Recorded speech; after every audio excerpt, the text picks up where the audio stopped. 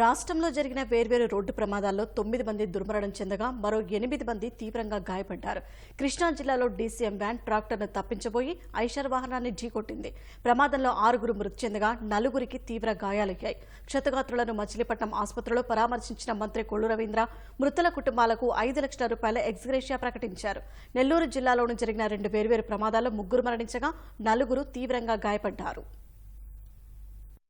కృష్ణా జిల్లా కృత్తివేణు మండలం సీతనపల్లి వద్ద తెల్లవారుజామున ఘోర రోడ్డు ప్రమాదం జరిగింది. పుదుచ్చేరి నుంచి భీమవరం వైపు వెళ్తున్న డీసీఎం వ్యాన్ ఎదురుగా కర్రల లోడుతో వెళ్తున్న ట్రాక్టర్ను తప్పించబోయి బంటుమిల్లి వైపు నుంచి వస్తున్న ఐషర్ వాహనంను ఢీకొట్టింది. ప్రమాదంలో 5 అక్కడికక్కడే మృతి చెందగా మరొకరు ఆసుపత్రికి తరలిస్తుండగా ప్రాణాలు విడిచారు. తీవ్ర గాయాల పాలైన మిగిలిన 4 మచిలీపట్నం ఆసుపత్రిలో చికిత్స పొందుతున్నట్లు పోలీసులు తెలిపారు. ఘోర ప్రమాదంతో కోనసీమ జిల్లా కాట్రేనికోన మండలం గెద్దనాపల్లిలో విషాదం నింపింది. ఘటనలో గెద్దనాపల్లి గ్రామానికి చెందిన 33 ఏళ్ల చింతా లోవరాజు, 32 ఏళ్ల మాగాపు నాగరాజు ప్రాణాలు కోల్పోయారు. తీవ్రంగా గాయపడ్డ దుర్గాప్రసాద్ ఆసుపత్రిలో చికిత్స పొందుతున్నారు.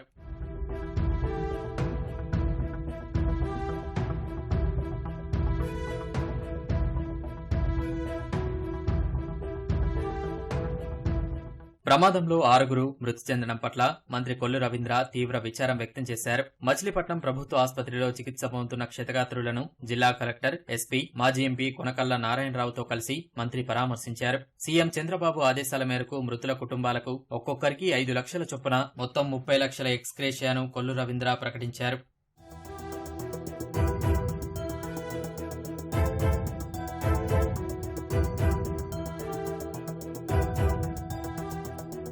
నెల్లూరు జిల్లాలో జరిగిన 2 వేర్వేరు ప్రమాదంలో 3 మృతి చెందారు.